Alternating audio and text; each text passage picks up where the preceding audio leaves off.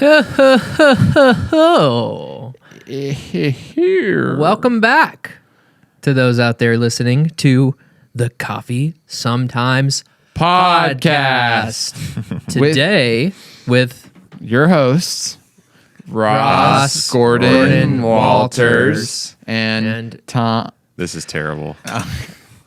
Today, we're going to be talking about, hey, you know that little app on your phone, the one, it's got a little camera on it. The one you can't stop looking at. The one how hard you try. Yeah, they copied Snapchat, they copied TikTok, and they just keep on going. They copied Vine. They copied Vine. We're going to be talking about social media, and it's kind of funny that we're talking about social media. We are social media gurus. But are we? We're not on TikTok, and that's like all the social media now. Well, not in Montana. What? Did they ban it in Montana? Yeah. Really? What? Late breaking news, Okay, everyone. Montana, the state, bans TikTok. Fact check me, man, please. I've seen some headlines, read a little bit. I don't know if it's a done deal. I don't know if it's got a timeline, but it just looked like You heard it here first, everybody. All right. So we're going to be talking about marketing and the like, and how we have approached that, and the different phases of us approaching that. Yeah, because there's been some seasons. Yeah, it'd be cool to start at the beginning and just what we thought going into it, because I think a lot of people listening are starting a coffee shop, or they would like to do that one day, and you look at all these top dog Instagram, coffee accounts, meaning like coffee brands, coffee shops. It's like, man, how did they get to 100,000 followers? Because they used to have zero, just like me, or like just like my future idea. And I definitely remember thinking that it's like nobody knows who we are. We're just three guys, and our Instagram account definitely doesn't have a ton of followers. We have like 11,000 as of right now, as of the airing of this program.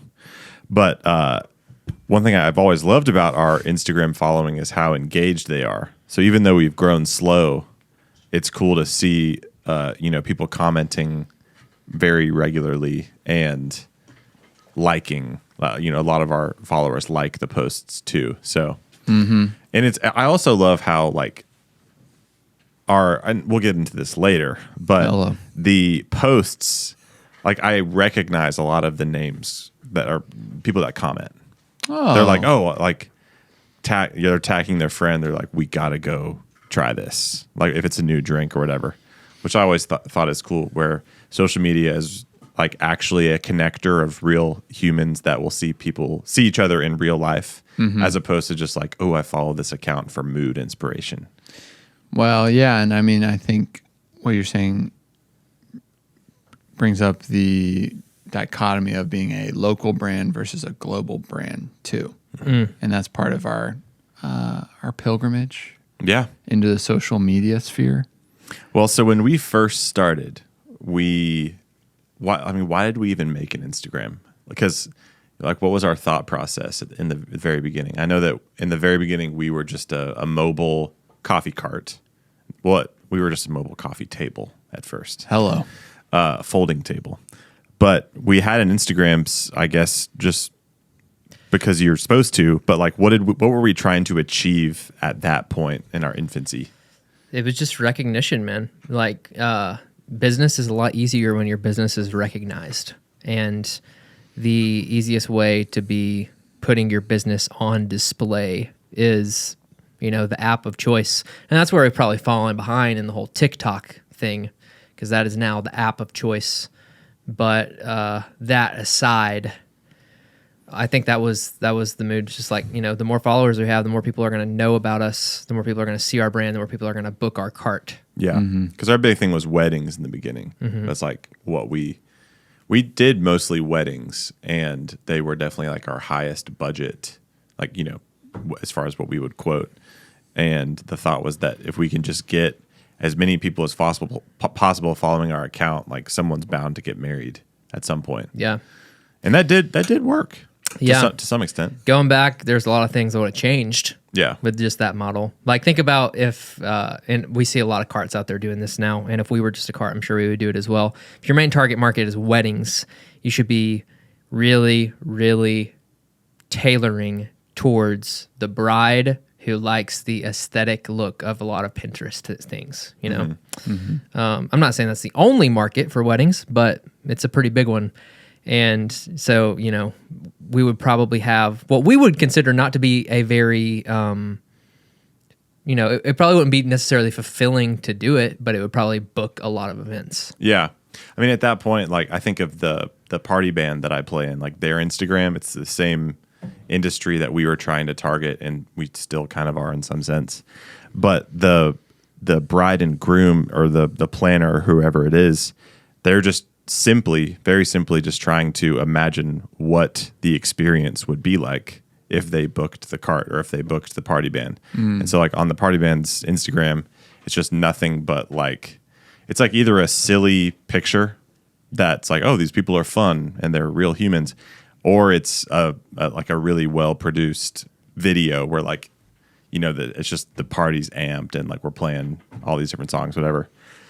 And it's a very simple idea, but it helps your potential customer just to start to picture what would it be like if at my wedding if I booked this thing. So I just think that's a good rule of thumb to help people picture what it would be like to interact with your business. No, I know that we have a business. Hello. But what do you have any initial thoughts on, like, should businesses be on social media? Or, like, should all types of businesses just be on social media as a rule of thumb? Like, if you were a dentist office, you should be, like, giving money and attention to social media to attract people. I feel like it's almost what you're saying is for recognition. It's like our social media page probably in the beginning got more attention than our website, you know, because that was probably still our clientele would go to our social media page to see what we're about much quicker than they probably would go to our website, right? And then maybe for the business to business relationships, they would maybe find it through social media and then get what they're looking for through the website. Yeah. I think it definitely depends on the business, but I believe that any business could have a very engaging and fun Instagram page, no matter what it is. Like, if you're a plumber and, you know, I'm not going to follow a plumber page, but I might if it was funny, or if for whatever showing their sick fittings. Yeah, just for Check whatever these reason, lines, bro. But it's less about like, oh, they can see that we are a trustworthy plumber by, you know, showing pictures of our quality work and all that. It's like, what if your plumbing Instagram page was way more just about making people laugh, or like, and that's just a way for people to connect with your brand. Yeah, and you're able to humanize the plumbers, and I just think any business could. But maybe not like focus on it as much as we do, you know, because it's a socially accepted thing in our culture for coffee shops to have a very vibrant Instagram. As far as businesses go, I'm wondering what else is up there as far as like categories of business that it's pretty dang important to have a good Instagram. Because if you talk to a lot of people that consider indulging a business specifically for coffee shops, they're peeping the gram. Yeah. You know, like if you're driving through an area, you want to try something new, it's like that's going to be your main divider. Right? Really, any food and bev situation. Yeah. Yeah, when Lil B used to help me with the Instagram, she would often talk about how that was her driving motivator to go somewhere. And that's totally valid. And we'll talk about this more later, but I was always facing this dilemma of the local versus global brand debate. Yeah. So, you know, I wasn't wanting every single picture to be a picture at that time of our one cafe, because that kind of, you know, I definitely think pictures of just our one cool cafe could lead to wholesale accounts and e-commerce sales and whatnot. But broadening it and throwing in a picture of someone making a pour over at home or a video of us showing someone how to do something, all kind of, you know, it complements and doesn't narrow you down a ton. If your work was like a pie chart, how big is the slice that you spend on things that touch social media? Podcast counts as that? No. Interesting. Social media it's close, but I would say YouTube is social media, but the purpose of this time is just talking about like Instagram, Facebook. It is? They're just talking about marketing. Oh, okay. I don't know what we're talking about. All right. Thanks for listening. We're going to find out. We're going to take a quick break and find out what we're talking about. Just marketing in general. Well, for my question, I want to hear not podcast. Okay. While he's thinking, because I'm just thinking about all the coffee shop owners out there that they have like Instagram or like posting on the top of their mind, probably a good bit. Yeah. And it's like, how much time is an owner or a leader dedicating themselves to social media? And is that worth it? Yeah. I would say, lately it's been 0% because we just haven't been posting on any social media platform because of Dunwoody. But normally I would say in like the 20 to 35% range.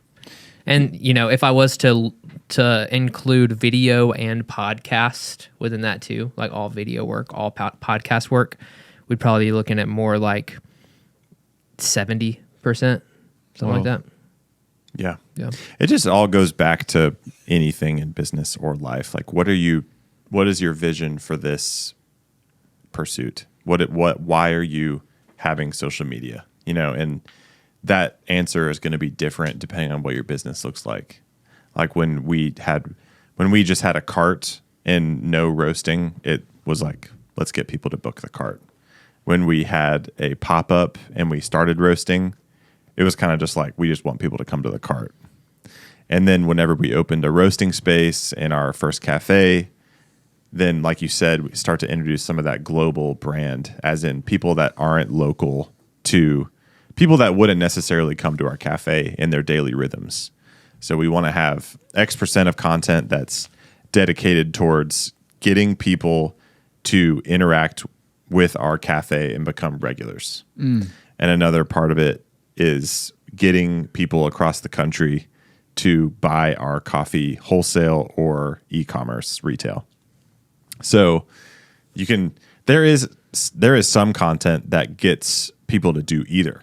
Like, a funny video that's interesting and makes people laugh will get people to buy your coffee if they live in Nebraska or come into the cafe because they just want to interact with something they connect with. Yeah, versus a picture of a croissant. Check out our new croissant. Yeah, new veggie and cheese croissant in Alpharetta. And that is extremely, sure, it's pertinent information, but at that point, your Instagram becomes a news board rather than like a display of your brand. Which is funny because, you do want to push like new coffees, but I guess new coffees are applicable for local and remote Valor customers. So that was going to make me ask a question of, for all the companies out there and even ourselves, have we considered, having like the Valor Coffee Instagram, and then there's like Valor Coffee Alpharetta, Valor Coffee Dunwoody separate accounts that are more like the local goings on of a cafe. Sure. For the community. Have you guys entertained that? I have not, nor do I think I will ever. Care to comment? Yeah, it just diversifies.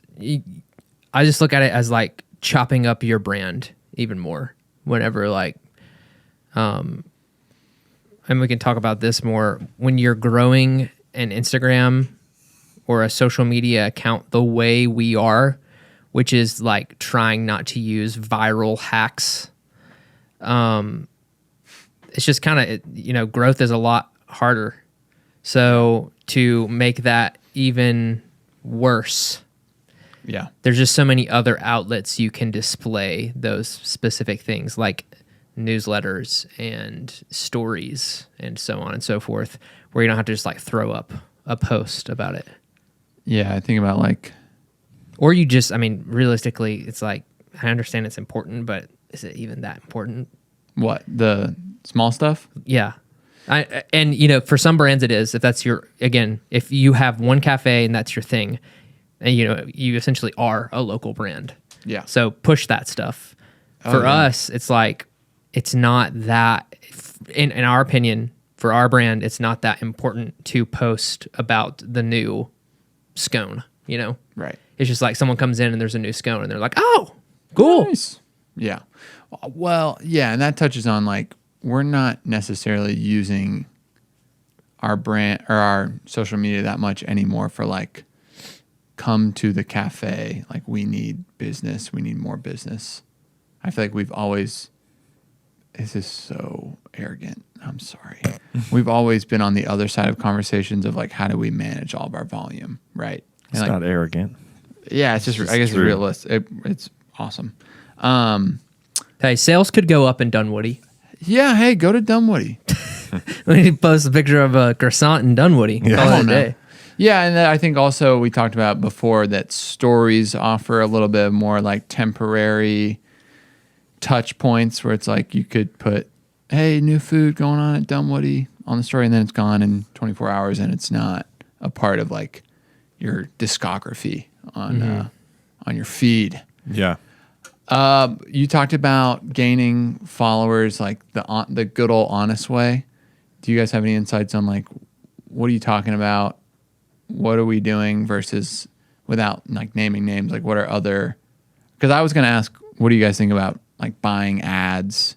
That seems like straightforward. It's not like bad, but then I know there's stuff about like you could buy followers and you can like follow a bunch of people and then like unfollow a bunch of people. I feel like there's a lot of like hacks.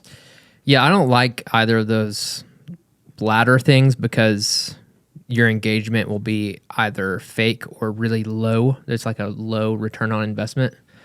The whole buying ads thing, I can get on with that. We haven't really done it much other than just like a few random instances.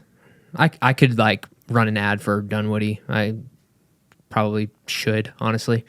But it's like, I feel like that's a little bit above my head.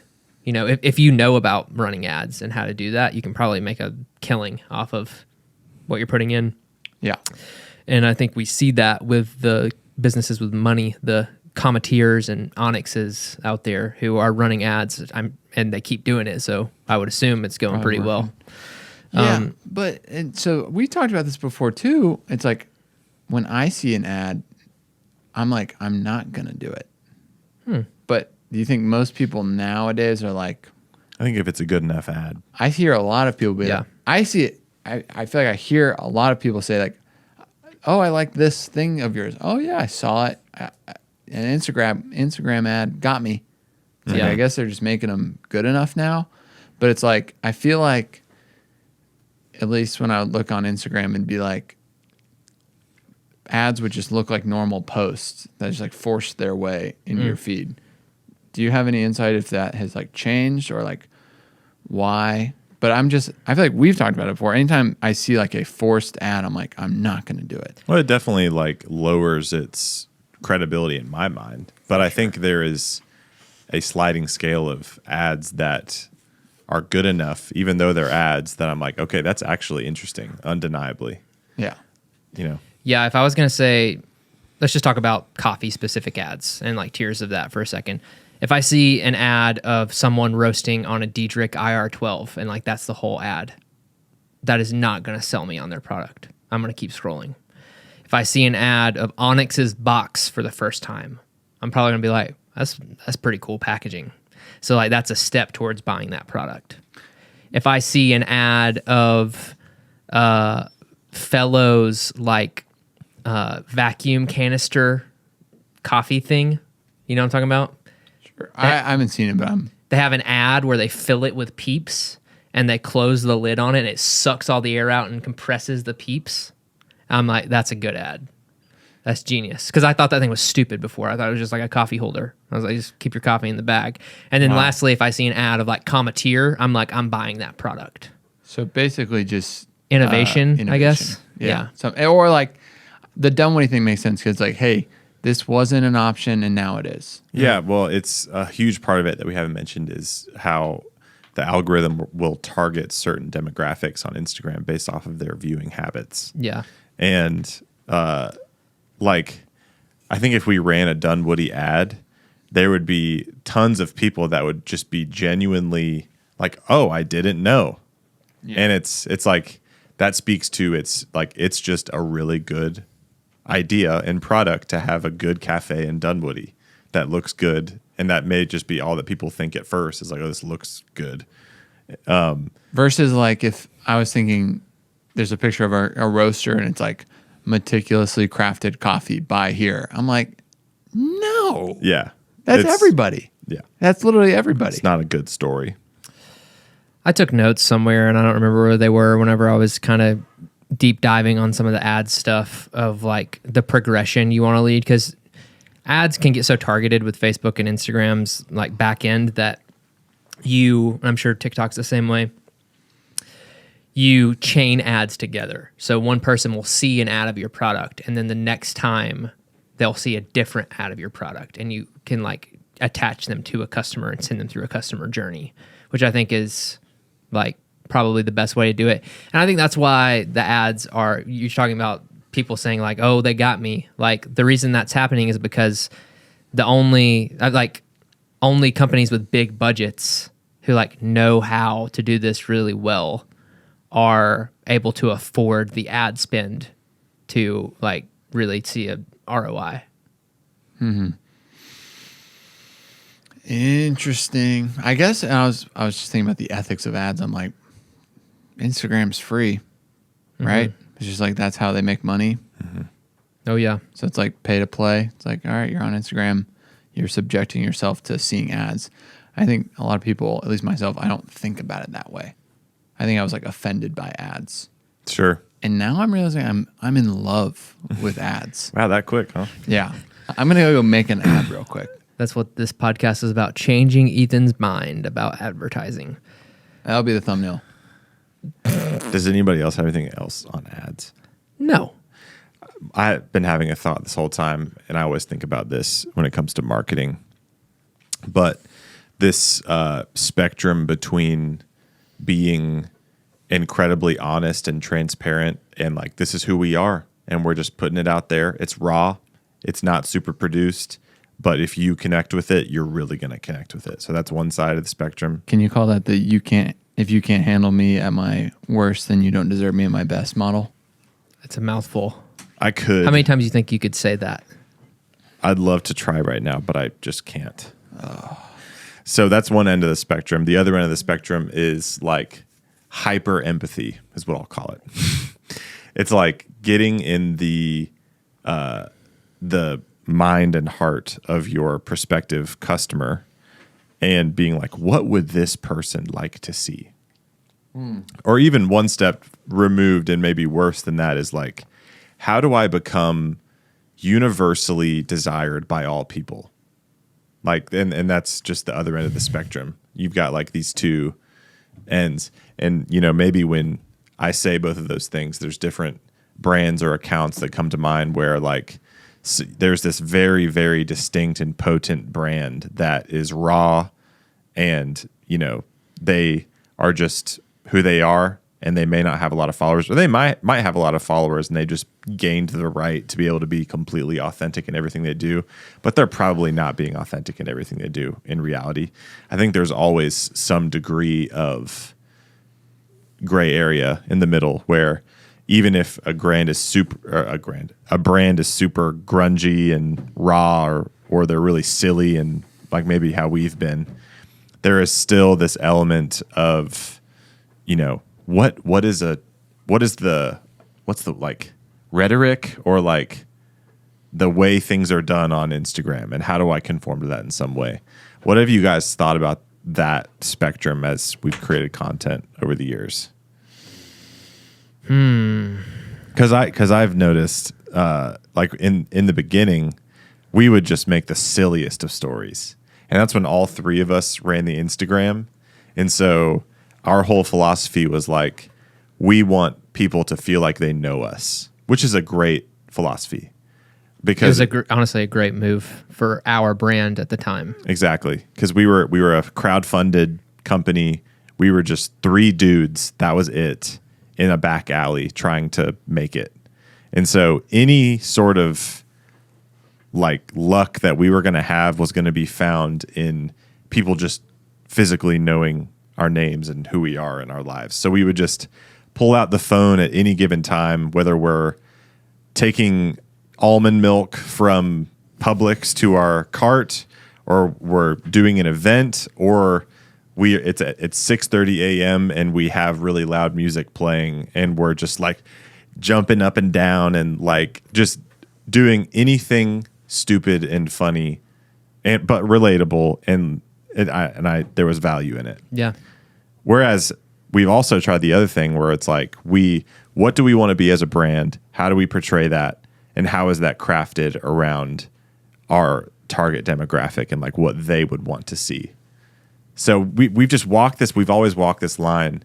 And I think we just want to be literally like 50-50.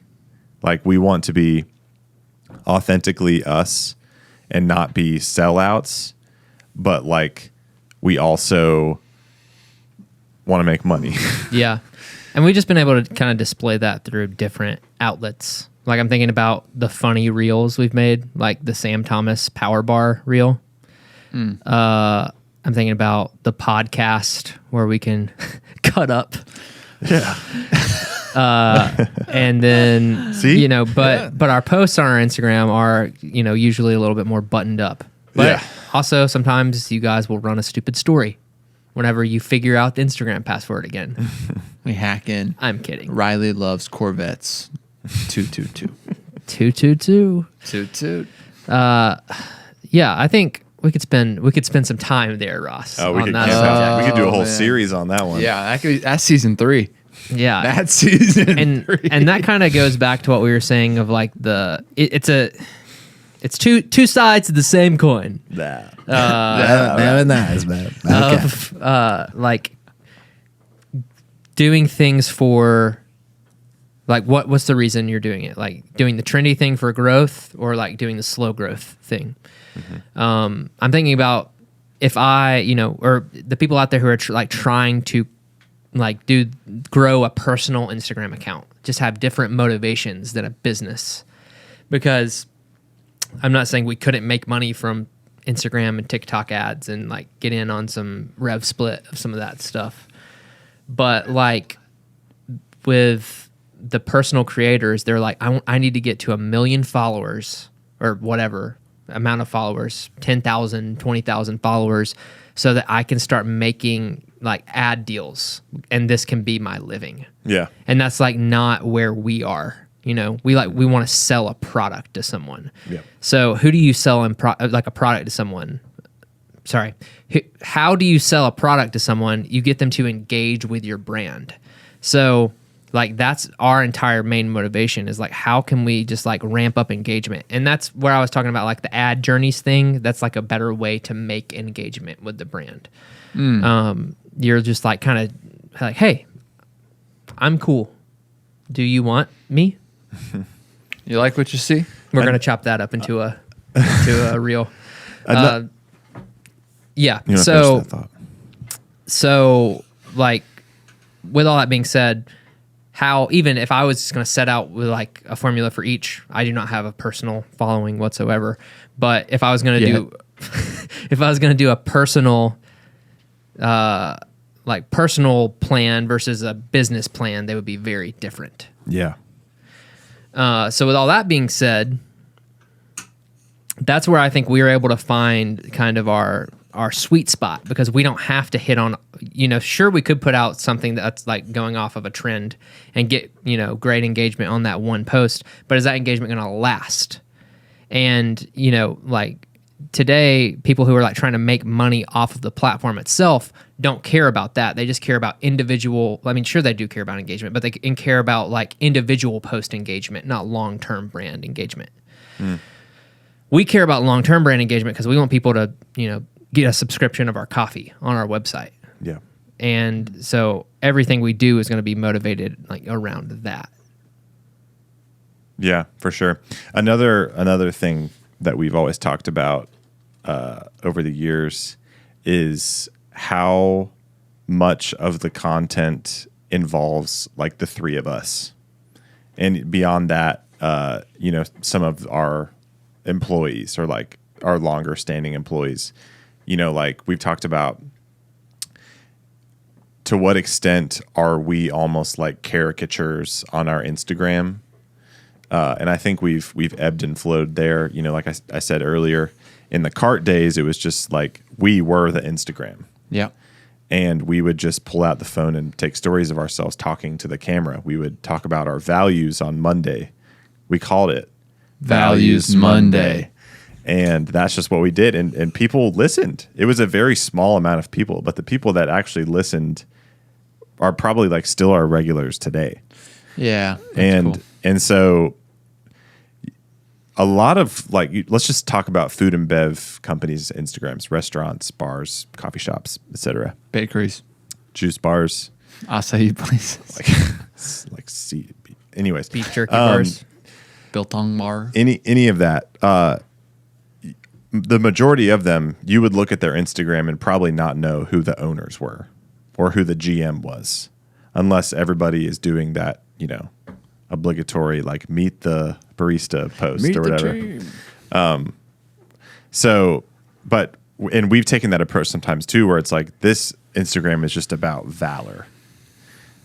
But I think we're kind of back. I mean, we can't really say that now because we haven't been posting, but like if we were, I think we would have maybe a 40% split of like one of the three of us is talking to the camera about something.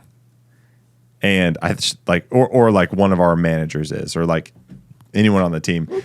And I think a lot of that's happened organically because it's like, we're just like the salaried employees and like we're available to do the content. Yeah. But I think that is a key aspect of a smaller company, and hell, a bigger company too. I put the explicit mark on this one. You just high-fived. Where no matter the size of the company, I think it's a great aspect to have people that are across the country get to know you as personally as you want to. Like, it doesn't have to be like they know your personal life, but they are just matching a physical human face with a brand. Because a lot of companies' Instagrams are just pictures of things, products. Yeah. But we've always tried to, okay, if we're going to show a product, let's have a human talking about it. And if you look at our feed, like we want a meaningful percentage of that feed to be pictures of people, videos of people, and not just things, even if they are pretty things. But like, I don't know what our feed looks like right now, but I just know that's a philosophy we've always tried to have. It's like some spaces, some products, and then like the three of us. Right. Which I think a part of that was just availability there towards the end. And then I see Mikey, me, Ross, Ethan. Oh, lunch ladies. Oh, nice. And people say that all the time. Like when I've worked behind the bar in Dunwoody, they're like, "Oh, I know you. You're one of the owners." And I'm thinking like, how? But then it's like, okay, because I've done Instagram content. And because of what we just said earlier, they're going to Instagram before they're deciding to come to the new coffee shop. Yeah. And I love, like, I think that's a good thing that they know who one of the owners is, because it just makes them feel connected to our company. Yeah. For sure. Yeah, I mean, a lot of times we feel big, because we are growing in ways that we've never done before. But the fact is we're a very, very small company. Yeah. It's very intimate. Yeah. Intimate. We're still like all usually in each location of our business at least once or twice a week, which is wild. Uh-oh. Sorry, Michaela. I'll have to call you back later. Hey. Man. Oh, dude, can we answer my question? What? The YouTube question. Is it a good time? We had a question Oh my gosh! Yes. from somebody. It touches on the idea of like local brand, global brand, and I think it'd be fun to discuss in the lens of marketing. You know what I mean? Yeah, man. I'd love to hear that question. Okay, so what you're gonna want to do, Riley, is go to youtube.com. A lot of people are saying .net. Nope, .com. I think to conclude on these thoughts, just to talk about the progression of our Instagram, it was like, started very scrappy DIY, moved to a more polished for sure. Like things that aren't polished usually don't go, especially on our feed, but still has like the heart of our company behind it. Doesn't mean it can't be like silly or whatever. Yeah. But it's like a higher production. And that's, there have definitely been people who have been like, no, like that's like the best part about our brand is that like it's fun. And like whenever we were going through our like brand refresh and stuff, like that was a lot of the conversation as well. But our point to that was, it can still be us, but like polished. Mm-hmm. Which, that is to my chagrin sometimes because we probably would have more. It's like, what's the most net positive? It's harder to make that content. So yeah. It's made less. Because like every reel we do is using a mirrorless camera instead of an iPhone. Yeah. And I don't know, y'all's guys out there, do your thing with your phone and you'll probably be better off. But, I'll add one thing just in conclusion as well. People, when they go on your Instagram or they go on your website, they should be able to immediately tell what it is that you do and what you're selling. So in all this conversation about like being people centric and making genuine content and all that, like at the end of the day, you have to have some form of empathy as far as if I was scrolling on to your page for the first time, it should be very, very clear. Like in our bio, it says coffee shop and roasting. And I think we talked about that for a while. Like, what's the wording of our bio? It's like, I forget what it is, but people immediately know, okay, this is a coffee company. I could buy their coffee online. I could buy their coffee wholesale, and I could go to one of their locations. And that's our company. We also have a cart that we book events with, but we don't really talk about that on Instagram as much. But I think that's really key as well. Whether it's website or Instagram or Facebook, whatever, immediately people should be able to tell with like as little attention and effort as possible what it is that you do. Yeah. Calories, baby. Yeah. You say calories? Yeah. Oh, okay. We don't make people burn as few calories as possible. Do you want to read this since you have already responded to it? Yep. Yeah, I responded. From your personal YouTube? I didn't even know I had a personal YouTube. I was like, oh, I can comment.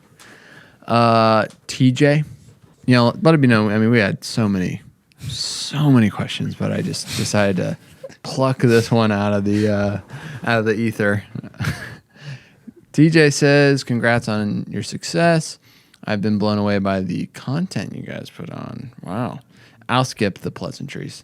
He said he's got a question that may be difficult because we have a roastery, but what are your thoughts on choosing a roaster that is at least fairly local to you if there's a high quality one nearby? For example, when the time comes for me to choose a roaster, I feel a sense of loyalty to you guys because you have put so much high quality, free information out there. But I know there are some awesome specialty roasters around my area, Oklahoma/North Texas. That would be great as well and likely easier from a logistical standpoint. Yours truly, TJ. He didn't say that, but. Oh, it says, I love you so much, TJ. Ethan's my favorite on the program. Yeah. Dang. TJ, wow. Oh, man. I've got some thoughts. You can kick us off. Really? I'm interested to hear if our thoughts are all aligned or different. Me too. Let's see what happens. Ready, That's go. kind of the fun of the program.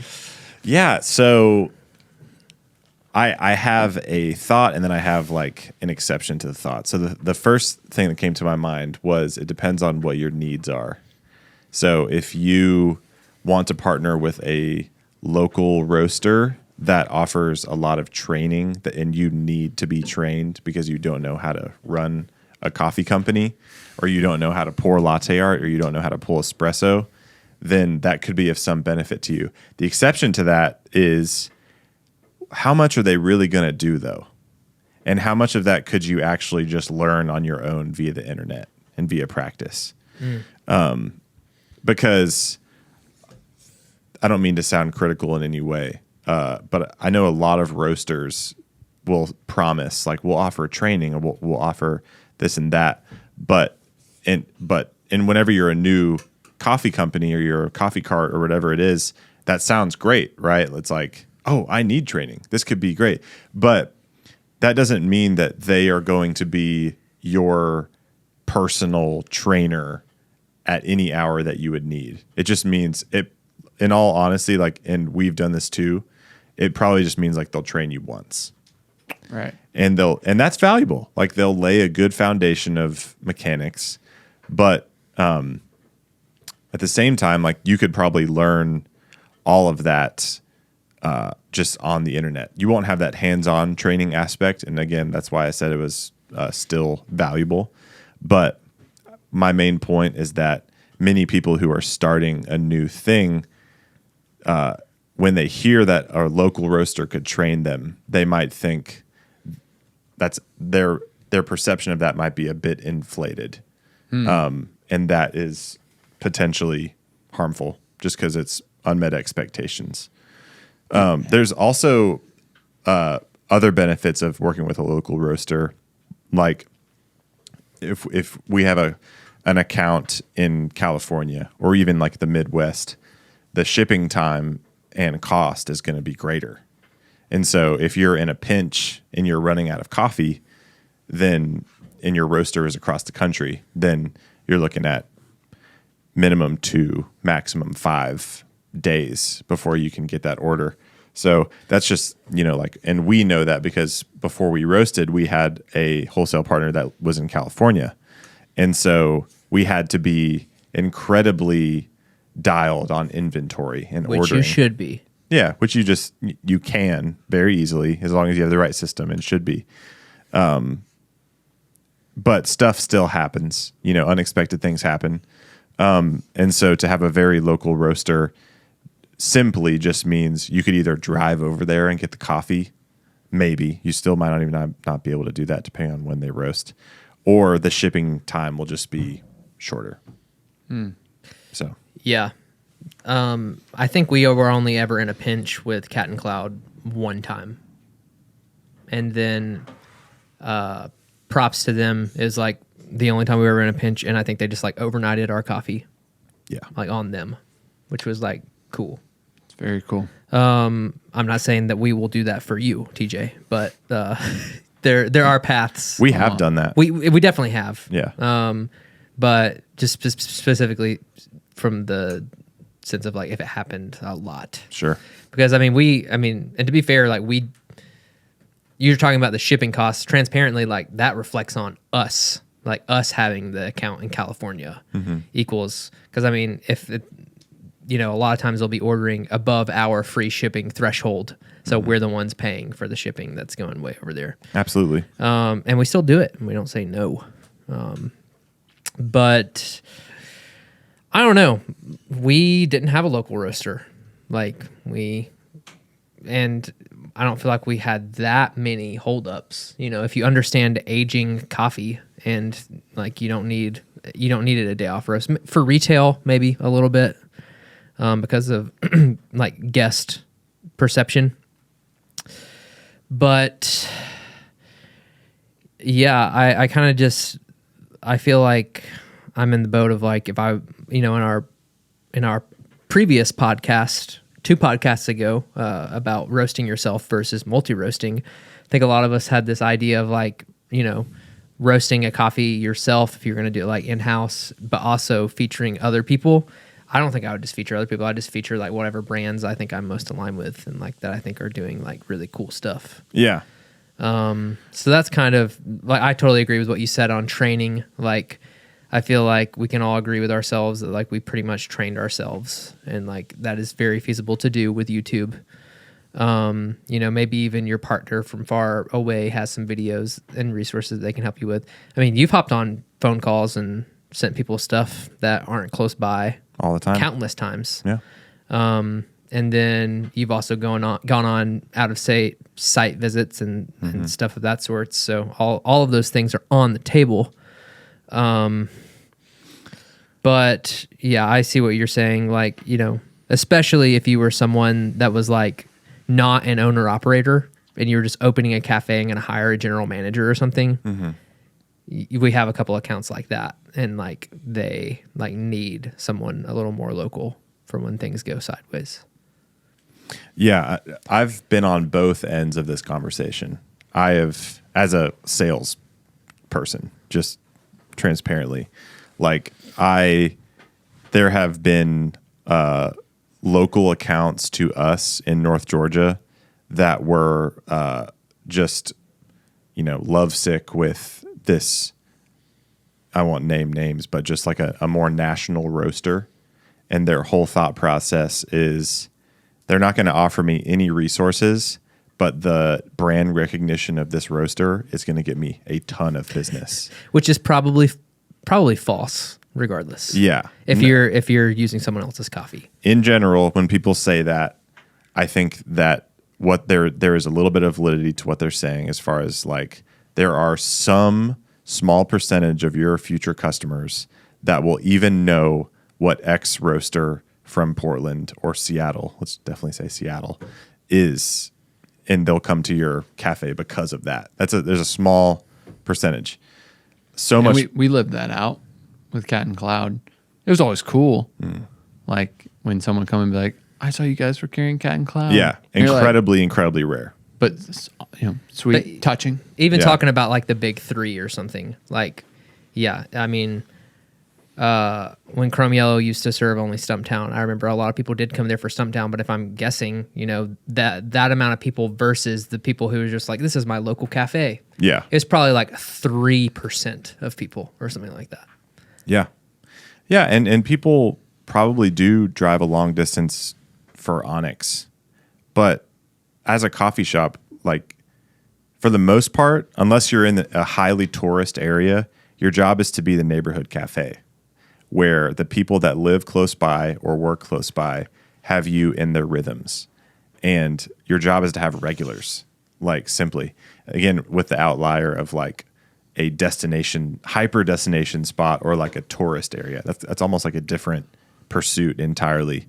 But so my whole point is that I've been on both sides of this conversation, where I have convinced a local cafe to just carry us, even though we're a smaller brand. We probably have more local recognition than this bigger roaster does that's way out of state, just because we're local. But now we're on the other side of that conversation, where someone far away is saying, oh, I could have a local thing, or I could use you guys. Maybe they're saying that because we have national brand recognition, but what he said was, we've provided helpful information for him, and it's been a brand loyalty thing. So there's that aspect too. Which, I mean, let's just be clear. Part of the reason we do that is for national brand recognition. Yeah, absolutely. So and because we love you.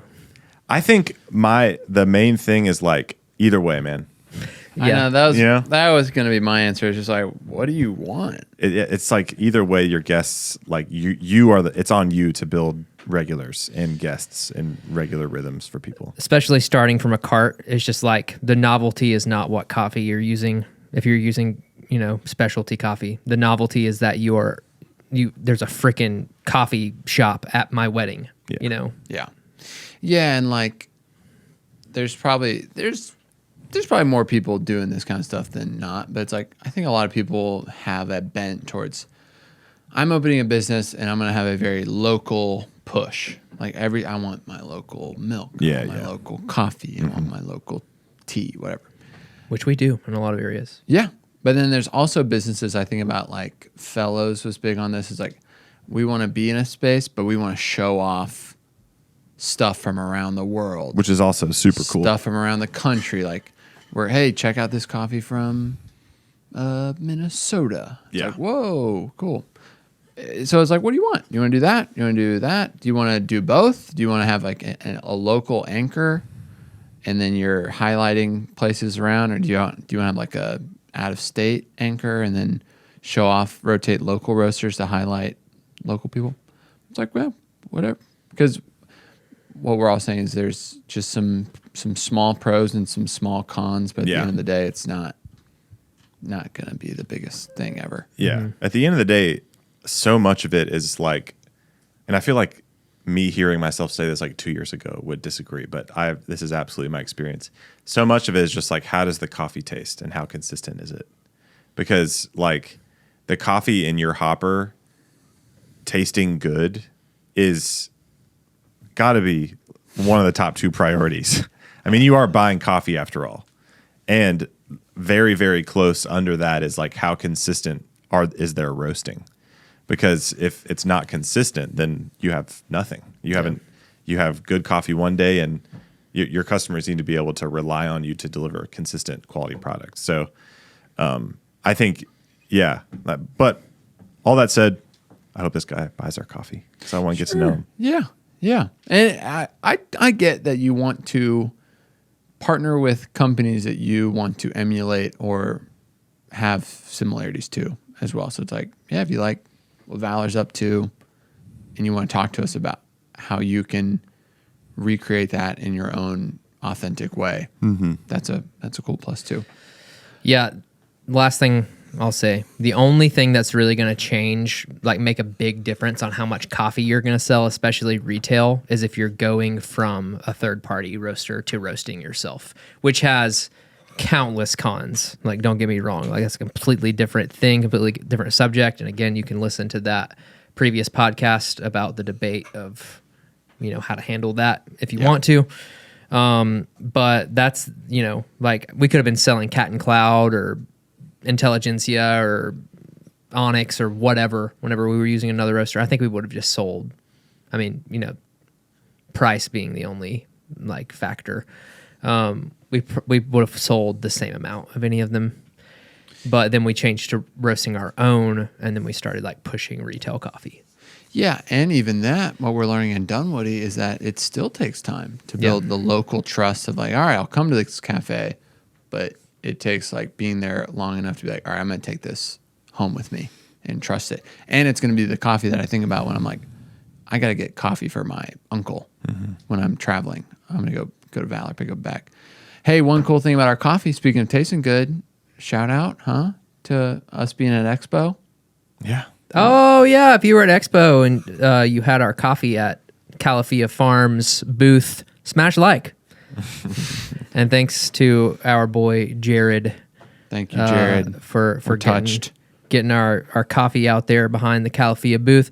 Sad we couldn't go. I can say I'm gonna be at Expo next year. I don't know about you guys, but I'll be there. Guys, hey, work trip, come on. I'm gonna talk about the sweet shot. Okay, it's funny. All right, okay, Jared, if you're listening, we have something to tell you. Okay, and I think it'd be interesting for our listeners too. So a long time ago, you were probably the first person to train Ethan, right? Second, right? He was the second rep for Stumptown. Second. Okay, so Jared, if you don't know Jared Ray, first of all, he's a great guy. But he was a trainer for Stumptown or a wholesale rep. The Southeast rep. And he said something that was, at the time, we didn't understand, but now I think is genius. So basically, when he was teaching Ethan on how to dial in espresso, he basically just said, like, hey, make it come out in 26 seconds, and that'll be great. It'll be a good, sweet shot.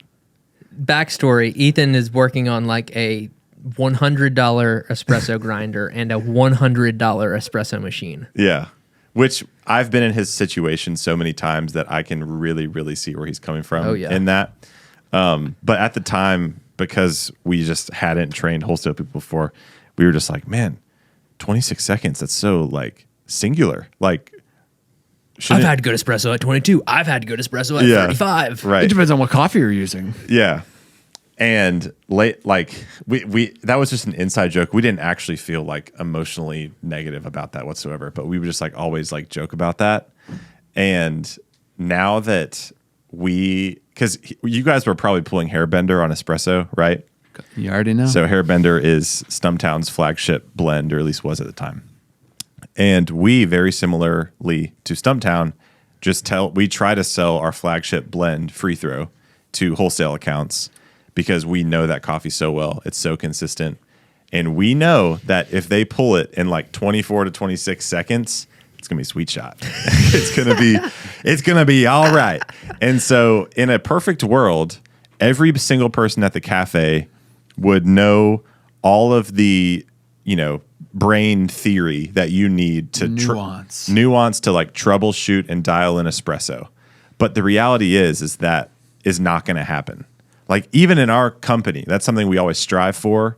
But at the end of the day, like just Jared being like, listen, bro, if you can get this thing to come out in 26 seconds by adjusting the grind setting, like you're going to be fine. You're going to be all right. When I'm slapping the paddle, baby. But isn't that wise? Because like he could have overwhelmed your young, tiny brains. Minuscule. He's like, okay, so here's what you need to do. Yeah. And so I have found myself adopting his training philosophy back then with wholesale partners that I trained where. Kind of a KISS model. What's that? Keep it simple, stupid. Yeah, well, it's just the law of diminishing returns. Like I could spend an entire hour and a half training session with someone that's never been in coffee before, teaching them the nuance of dialing in and extraction and TDS. I could, but I just want them to be good on bar. Like I just want them to make good drinks. I don't care if they on the first session know how to like get espresso perfect. And so that's just a funny story. At least I Thank you for sharing. So Jared, thank you for your genius, and thanks for having us at Expo. Oh yeah, our first touch point at Expo, huh? Yeah. Well, our good friend of the program, Kent, sent us a picture of someone wearing a Valor hat as well. So that was fun. But yeah, I'll be there next year. I don't know if you guys are coming. But me and Sam, at the least, are going. There you go. Go on now. Hey, it sounds fun. Is it going to be Chicago? I've never been to the Windy City. Let's go. Same. Wow. Do you think it's going to be cold, though? It might be a little windy. At I least. had to buy a Jackie. Yeah.